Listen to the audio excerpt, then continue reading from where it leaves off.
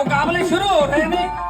महाराज ने आख्या मैं माड़ा और खंडा, जोश और होश, नेगेटिव और पॉजिटिव, शांति और क्रांति, पानी और कुर्बानी, ये सारिया चीजा एक प्लेटफार्म ते इकट्ठिया करके अपने खालसे नूं मुकम्मल इंसान बनावांगा।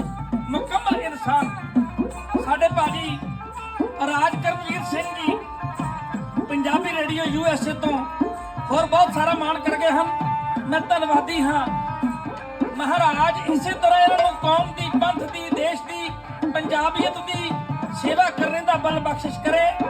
ये पंजाबी रेडियो यूएसए इस वेले साडा तो है पंजाबियों का और सारी दुनिया दे विच इन्हां दी सांझ है। ये केवल सिखां दा ही नहीं, इत्थे हिंदू, मुस्लिम, सिख, ईसाई जे किसी नाल भी वितकरा हुंदा होवे ये साडे वीर आवाज बुलंद करते हैं। मैं खास तौर पे पंजाबी रेडियो यूएसए का ऋणी हाँ और भी वीरों को बेनती करांगा जिन्होंने अजे तक इन्हों का चैनल सबसक्राइब नहीं किया वो चैनल सबसक्राइब कर ताकि देश विदेश में बैठे दूर दूर तो दुनिया के लोग लाहा ले सकन। आओ जी लै चलो ते ख्याल मैं गल करनी चाहता हाँ। मेरे कलगी वाले पातशाह ने आख्या मैं एक मुकम्मल इंसान पैदा करांगा अपने खालसे दे विच।